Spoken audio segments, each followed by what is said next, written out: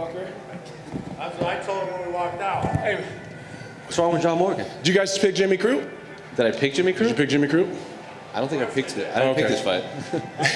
No, just on the MMA Junkie thing where all the writers pick fights. Yeah, it's this man, right? Yeah. I picked wrong. It was like an 8-4. What kind of shit is that? It's just, you got to read MMA. You got to read I'm just fighting. listen, guys. You know I don't care. I'm just giving it. We deserve it. That's all right. Well, Anthony, congrats on the win. Initial thoughts after your second straight victory. I mean, that's pretty much how I thought it would. You know, you see all the predictions and the pundits and the fans online. They really thought he was going to smoke me. Like it wasn't even going to be competitive. Excuse me, a voice is hoarse from all this screaming. I just didn't see it going like that. Like I've been in this game 15. What is going on with this mic? It's been doing that all night. Anyways, I've been in this game 15 years. I had like 31 professional fights before Jimmy Crute. It's not like he's going to come in and just blow me out of the water. You know, he's not going to dust me. I don't think there's anyone in the division that can do that, including when John Jones was here. He didn't dust me. He didn't blow me out of the water and make it look like I didn't. So I'm just happy. To be honest, I kind of feel bad for Jimmy Crute. He's actually a really nice guy. You know, we had some interactions at weigh-ins and, you know, in the back here even, you know, he's just a nice dude.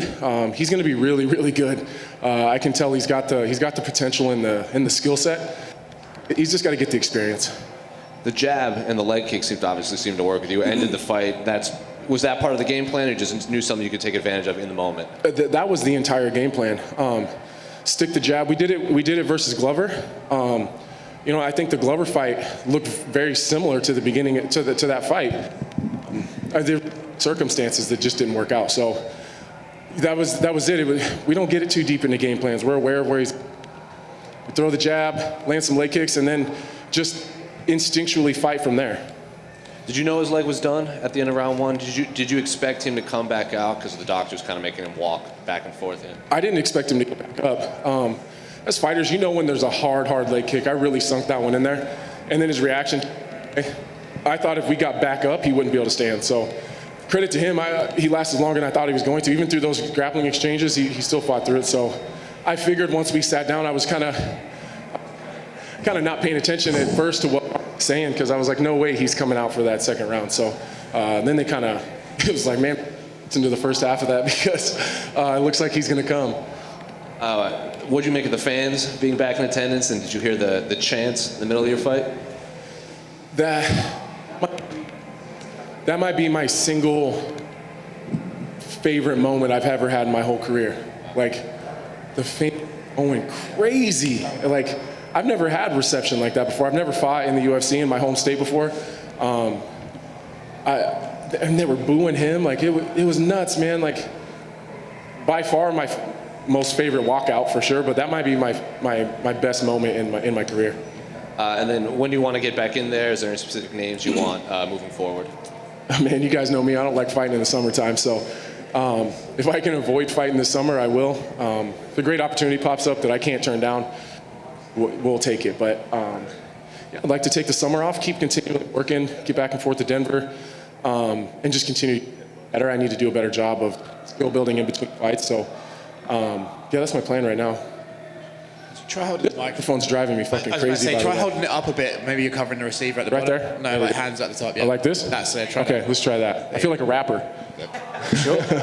Let's try that. Did you hear the "fuck Jake Paul" chants while you're in there? No, I didn't. No, was that during the announcement? No, while you're fighting, they were chanting "fuck Jake Paul" a lot. Oh, is he here? Yeah. I guess him. Daniel Cormier actually just got off commentary to go confront him in the crowd. Oh. Yeah. What Daniel Cormier say? You just get in his face and talk shit? He said, "I'm going to slap the shit out of you." Oh, go DC. That's what I'm talking about. Yeah, to follow up on that, fuck Jake Paul. So, I agree. Anthony, to your right over here. Oh, gotcha. You know, you've mentioned talked about so much of your experience that you have. Like, do you ever struggle to find interest in, I don't know, challenges in people? Because you fought so many people, like you said.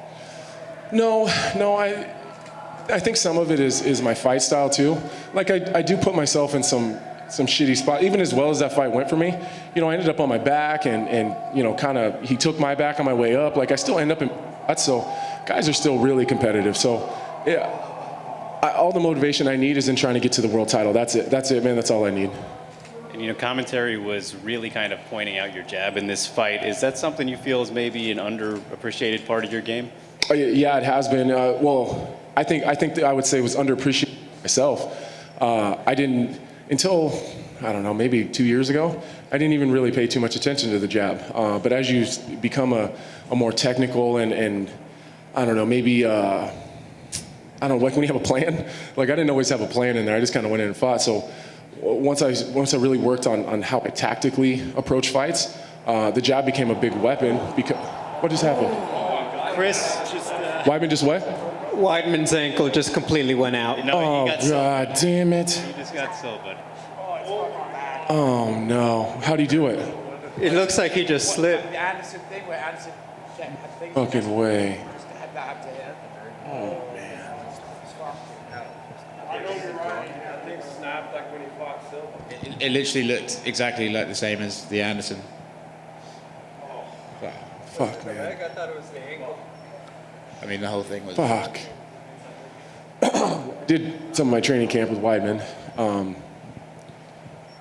I mean, I said this during the week. I don't know how Chris Weidman's ever lost a fight after training with him. He's the best guy I've ever trained with. And just can't catch a break. Sucks.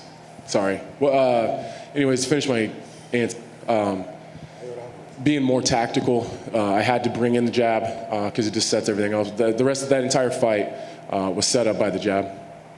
Congratulations, Anthony. Thanks, man. Anthony, it's hard to not ask about this because we just had your opponent almost had an injury. Now we're seeing another injury. Yeah. As much fun as it is to watch these great KOs and stuff, is this a reminder of the seriousness of what you guys all go out there and do when you put it on the line? Yeah, man. Chris Weidman, maybe he's, in the past he's even admitted that he hasn't always put the work in. He cut some corners, especially when he was champion. He just, you start thinking you're so good, you work as hard as everyone else. The thing that sucks is, on top of injuries and Chris isn't the youngest guy in the world, so depending on how bad it is, who knows what happens. But he really put the work in this time. So just imagine being Chris Weidman. You spend weeks and weeks and weeks training for this. You leave your family. You just all the sacrifice, the pain, the sleepless nights and the early mornings to go in and like your body just not hold up. Like I haven't seen it yet, and I'm not sure I want to, but by the reaction of the crowd is pretty disgusting. So for just a bone to break and then you don't get a shot, like that sucks, man. Like just think about this.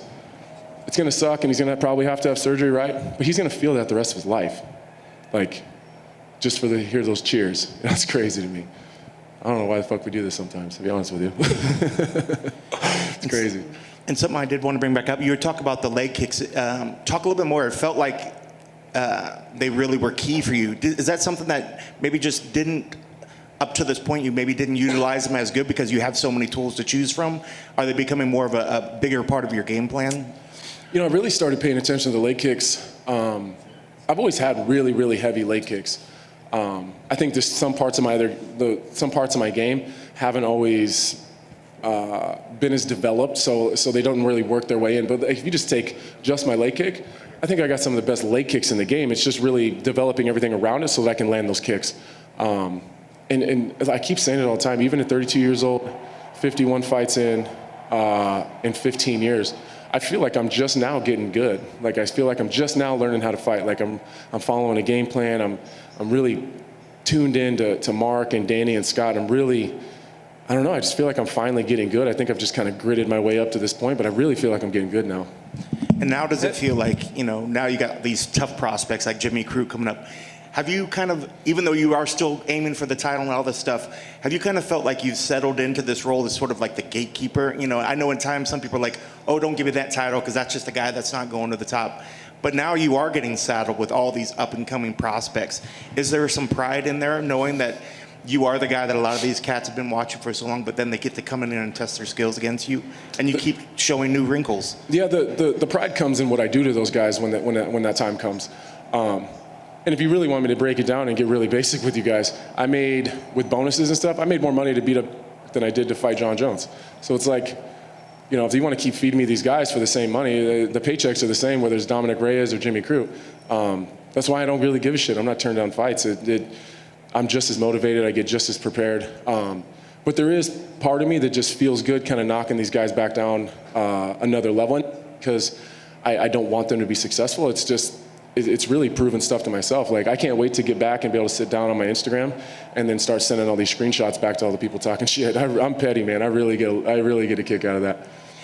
And lastly, looking at the rest of 2021, what sort of goals are you going to set for yourself? I just want to win out. You know, I just want to win out. I think this time next year, I'd like to be the #1 contender again. I'm sure that the title is going to be contended a couple times. You know, after Glover and Jan, there'll probably be another one. And after that, I'd like to be the #1 contender. Congrats. On behalf of MMA Junkie, we suck at picks. Thanks, man. I appreciate you guys. Anthony over here, right here on your There we left. go. I want to go back to the leg kicks a little bit. I watched your breakdown of the Poirier-McGregor fight, and you said something interesting. You said, you know, the thing about those calf kicks is that there's not really just an obvious answer how to defend them easily. I want to know, it's been a few months since then. Have you guys worked on that in the gym? Obviously, they were effective for you offensively, but I'm wondering a little bit about the defense, too. Yeah, there isn't. There's not an obvious answer. Like, if you're a guy that's susceptible to calf kicks, some guys are just harder to calf kick than others, depending on the angle of their foot, whether it's out, in, or straight ahead, how far apart their legs are, in their stance, how heavy they are on their lead leg. There's like a lot of different things. I just happen to be one of those guys that's really susceptible to calf kicks. So there's not like just, you know, if someone throws a head kick, you block the head kick and frame on the leg. There isn't one of them for calf kicks. So you have to adjust your movement. You have to adjust the way that you kind of approach the game and the way that you move in and move out of range. I did a better job on my way in of kind of dealing with the kicks because he threw a couple and I was on my way in and I was able to avoid those kicks. I checked one and I think I just got out of the way of the other. He was catching me with kicks on my way out. So obviously that's a wrinkle that we're going to have to fix because it was kicking me on my way out. So it's a process, man. Like, we figured out one part of it and now we realize we got to work a little harder on something else. Thank you. Congrats. Thank you. I appreciate it, man. Perfect. Seriously, guys, thank you so much. I appreciate you guys.